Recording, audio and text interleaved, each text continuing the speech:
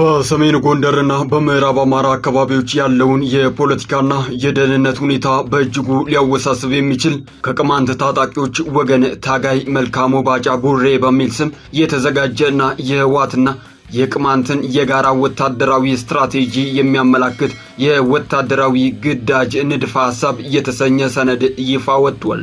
ሰነዱ የትግራይና የቅማንት ኃይሎች በሰሜን ጎንደር በተቀናጀ ሁኔታ 5 ዋና ዋና የጦር ግንባሮችን በመክፈት አካባቢዎችን ለመቆጣጠር ያቀዱበትን ዝርዝር ወታደራዊ ስምሪት፣ ስትራቴጂካዊ ቦታዎችና ኢላማ የተደረጉ ከተሞችን በግልጽ ያስቀምጣል። ይህ ንድፈ ሐሳብ የአማራን ኃይልና የገዢውን መንግስት መዋቅር በማዳከም በትንሽ ኪሳራ የትግሉን ዳር ማድረስ ዋና ዓላማው አድርጎ የተነሳ ሲሆን የትግራይና የቅማንትን የዘላቂ ወዳጅነት ማጠናከር እንደሚገባም ያትታል። የሰነዱን ዝርዝር ነጥቦች በተከታዮቹ ደቂቃዎች እናስደምጣችኋለን።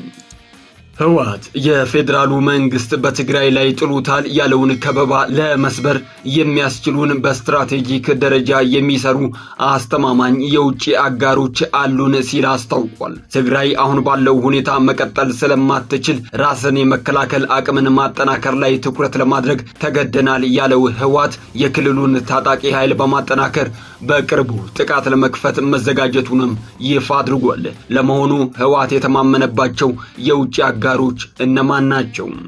ወዲህ ደግሞ በጠቅላይ ሚኒስትር ዶክተር አብይ አህመድ የስልጣን ዘመናቸው ለ1 ዓመት የተራዘመላቸውና በህወሓት ኃይል ተፈንቅለው የቁም እስረኛ የሆኑት ሌተናል ጀነራል ታደሰ ወረደ በጠና መታመማቸውን ከታማኝ ምንጮች አረጋግጠናል። ይህም ብቻ ሳይሆን ታደሰ ወረደ ያጋጠማቸውን የጤና እክል በመግለጽ ለሕክምና ከትግራይ ለመውጣት የህወሓት አመራሮችን ቢጠይቁም ፈቃድ ሳያገኙ ቀርተዋል። በሌላ በኩል ከአዲስ አበባ የተላከላቸውንም መድኃኒት በህወሓት ኃይሎች ቁጥጥር ስር ውሏል። በዝርዝር እንነግራችኋለን። አክብሮታዊ ሰላምታችን በያላችሁበት የዓለም ጫፍ ድረስ ክቡራን ተከታታዮቻችን ለሰዓቱ ያሰባሰብናቸውን አዳዲስና ወቅታዊ መረጃዎች ይዘን ቀርበናል። ለአዳዲስ ወቅታዊና ታማኒ መረጃዎች ቻናላችንን ሰብስክራይብ በማድረግ ቤተሰብ ይሁኑ።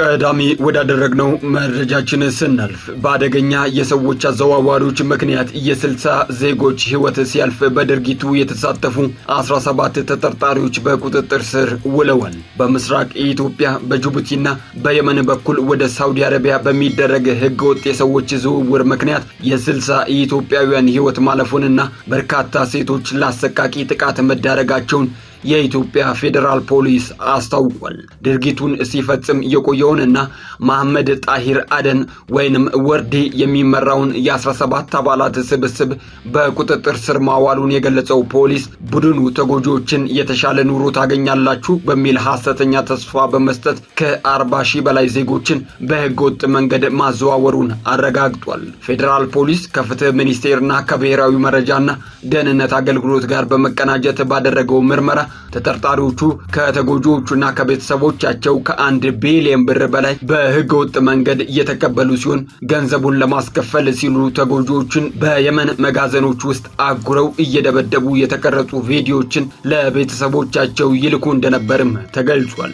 በተጨማሪም ተጠርጣሪዎቹ በዚህ አሰቃቂ ወንጀል ያፈሩትን ቤት፣ ተሽከርካሪና የባንክ ሂሳብ ሙሉ በሙሉ እንዲታገድም ተደርጓል። በአሁኑ ወቅት ፌዴራል ፖሊስ በሰው የመንገድ የህገወጥ ሐዋላና የገንዘብ ዝውውር ወይንም መኒ ላውንደሪንግ ወንጀሎች የምርመራ መዝገቡን በሰውና በሰነድ ማስረጃ አደራጅቶ ለፍትህ ሚኒስቴር ልኳል።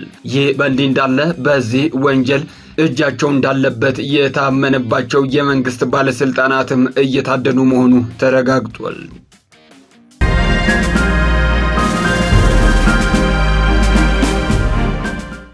በሰሜን ጎንደርና በምዕራብ አማራ አካባቢዎች ያለውን የፖለቲካና የደህንነት ሁኔታ በእጅጉ ሊያወሳስብ የሚችል ከቅማንት ታጣቂዎች ወገን ታጋይ መልካሙ ባጫ ቡሬ በሚል ስም የተዘጋጀና የህወሓትና የቅማንት የጋራ ወታደራዊ ስትራቴጂን የሚያመላክት የወታደራዊ ግዳጅ ንድፈ ሐሳብ የተሰኘ ሰነድ ይፋ ወጥቷል። ይህ ሰነድ የትግራይና የቅማንት ኃይሎች በሰሜን ጎንደር በተቀናጀ ሁኔታ 5 ዋና ዋና የጦር ግንባሮችን በመክፈት አካባቢውን ለመቆጣጠር ያቀዱትን ዝርዝር ወታደራዊ ስምሪት፣ ስትራቴጂካዊ ቦታዎችንና ኢላማ የተደረጉ ከተሞችን በግልጽ ያስቀምጣል።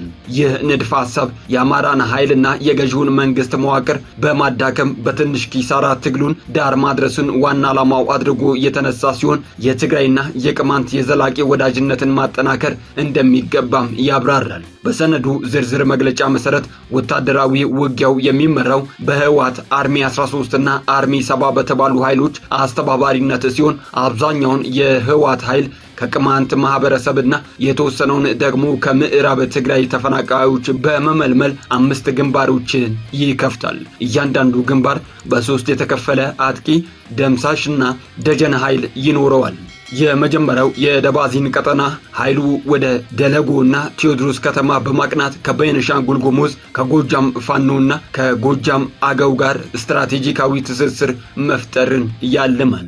በመቀጠልም ወደ ደልጊ አልፋና ጣና በለስ አቅጣጫ በመገስገስ የአዲስ አበባና የባህር ዳርን መንገድ መዝጋት ዋና ግቡ አድርጓል። ሁለተኛው የቲሃ ቀጠና ቱመት መንዶካንና ሽንፋን አልፎ ወደ ሰሜን የጉባኤና የቅማንት ቀጠና በመግባት ማህበረ ስላሴን ለምለም ተራራንና ጎርዶምን በመቆጣጠር የመተማ ወረዳን አቅም ማዳከምና የሸሂድ መተማንና ሸንፋ ከተሞችን መምታትን ዓላማው ያደረገ ነው።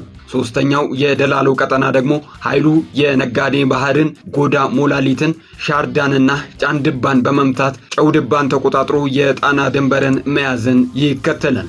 አራተኛው የሸሪርን ቀጠና ከማሰሩ ደንጎላት፣ ጭልጋና ሮቢት ተነስቶ የጎንደር ጉሃ ተራራን በመያዝ ወደ አዘዞ፣ ቆልደባና ጫሂት በመገስገስ ጎርጎራና የጣናን ድንበር መቆጣጠርን ያጠቃልላል። አምስተኛውና የመጨረሻው የግጨው ቀጠና ከቆላ ወደ ኮሰጌና አምባ ጊዮርጊስ በማቅናት የጎንደር አንገርብ ወንዝን እና ጸዳ ተራራን ተቆጣጥሮ ማዕከላዊ ጎንደርን መምታት፣ የሬዲዮ ጣቢያውን መቆጣጠር፣ እስረኞችን ማስፈታትና የአዲስ አበባን መስመር መቁረጥን የሚሉ እቅዶችን ይዟል። ሰነዱ ይህንን እቅድ ለማስፈጸም ሊያጋጥሙ የሚችሉ ስጋቶችንና እንቅፋቶችን በግልጽ አስቀምጧል።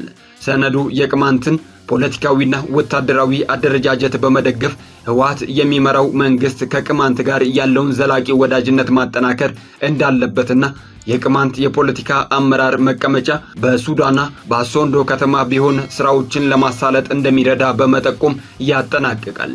ይህ መረጃ በአጠቃላይ በሰሜን ጎንደር አካባቢ አዲስ የጸጥታ ቀውስ ሊቀሰቅስ የሚችል የሰራዊት ስምሪትና የወታደራዊ ዝግጅት ሰነድ መሆኑን ተንታኞች እየገለጹት ይገኛሉ።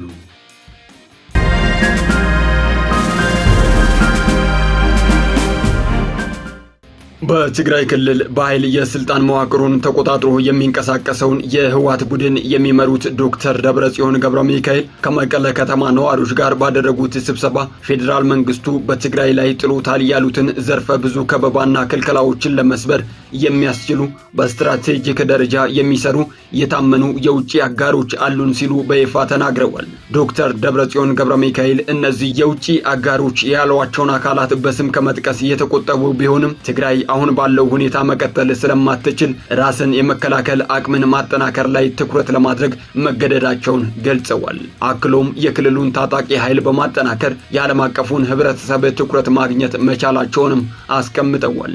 ይህ መግለጫ ሲብራራ በትግራይ ክልል ውስጥ የነበረው የውስጥ የስልጣን ፉክክር አሁን ወደ ከፋና አደገኛ ወደሆነ አዲስ ቀጠናዊ ምዕራፍ መሸጋገሩን ያሳያል። ዶክተር ደብረጽዮን ገብረ ሚካኤል የፌዴራል መንግስቱ እርምጃን ለመመከት የውጭ አጋሮች አሉን ማለታቸው በቀጠናው ላይ አዲስ የውጭ ኃይላትን ጣልቃ ገብነት የመጋበዝና የሀገሪቱን ሉዓላዊነት አደጋ ላይ የሚጥል ስልታዊ ዝግጅት መኖሩን ያመላክታል። በተለይም በአሁኑ ወቅት በአፍሪካ ቀንድ በሱዳን ጦርነትና በቀይ ባህር ዙሪያ የሀያላን ሀገራት ፍላጎትና ስልታዊ ጥምረቶች በከፍተኛ ሁኔታ እየተቀያየሩ ባሉበት አውድ ውስጥ እነዚህን አጋሮች በስም አለመጥቀስ ሆን ተብሎ የዲፕሎማሲውንና ወታደራዊ ሚስጥራዊነትን ለመጠበቅ እንዲሁም በፌዴራል መንግስቱ ላይ የስነ ልቦናዊ ጫና ለመፍጠር እየታለመ ስልት ነው ተብሎም ይገመታል። በሌላ በኩል ታጣቂ ኃይሉን በማጠናከር የዓለም አቀፉን ማህበረሰብ ትኩረት ማግኘት መቻላቸውን መግለጻቸው አሁንም በክልሉ ውስጥ ያለውን የትጥቅ አማራጭና ወታደራዊ መዋቅርን እንደ ዋነኛ የፖለቲካ መደራደሪያ መሳሪያ የመጠቀም ጽኑ ፍላጎት እንዳለም ያመላክታል። ይህ አካሄድ ከዚህ ቀደም በፕሪቶሪያው የሰላም ስምምነት የተገኘውን አንጻራዊ መረጋጋት ሙሉ በሙሉ አደጋ ላይ የሚጥል ከመሆኑም በላይ በጦርነትና በከፍተኛ የኢኮኖሚ ቀውስ የዛለውን የትግራይ ህዝብ በድጋሚ ለሌላ አላስፈላጊ ወታደራዊ ግጭትና የንጹሃን ደም መፍሰስ የሚያዘጋጅ አደገኛ ቅስቀሳ መሆኑን የፖለቲካ ተንታኞች በጥብቅ ያስገነዝባሉ።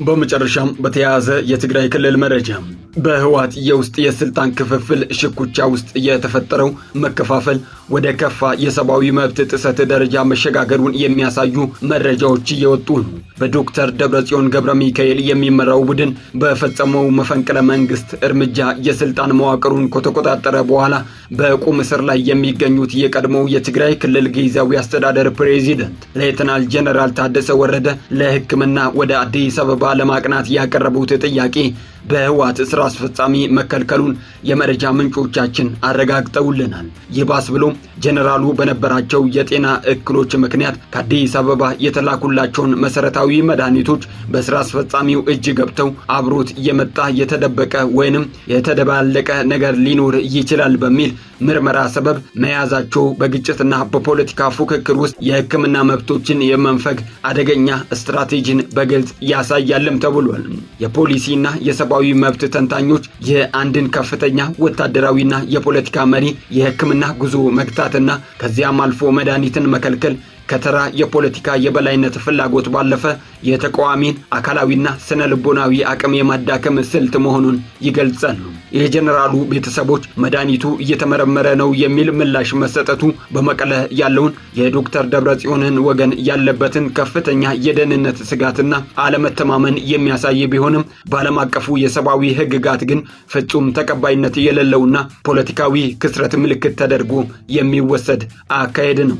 ይህ አይነቱ የሕክምና መብትንና የደህንነትን ለፖለቲካ ጫና የመጠቀም ስልት በሌሎች ሀገራትም አምባገነን ስርዓቶችና ታጣቂ ቡድኖችን የውስጥ ተቀናቃኞቻቸውን ለማንበርከክ በሰፊው የተጠቀሙበት የታሪክ ጠባሳ ነው። በመቀለው የህወሓት የውስጥ ሽኩቻ ውስጥም የታየው ይህ የጀነራል ታደሰ ወረደ የሕክምናና የመድኃኒት ክልከላ የክልሉን የፖለቲካ ውጥረት ይበልጥ ወደማይመለስበት አደገኛ መስመር የሚገፋው እንደሆነም ታምኖበታል። እንዲህ አይነቱ መሰረታዊ ሰብአዊ መብት የመደራደሪያና የማስፈራሪያ መሳሪያ ማድረግ አካሄድ በታሪክ እንደታየው የውስጥ ኃይልን የሚያጠናክር ሳይሆን የህዝብን አመኔታ ሙሉ በሙሉ የሚያጠፋና ድርጊቱንም የፈጸሙትን ወገኖች የሞራል ልዕልና የሚያሳጣ ትልቅ የታሪክ ስህተት ሊሆን እንደሚችልም ተገምቷል።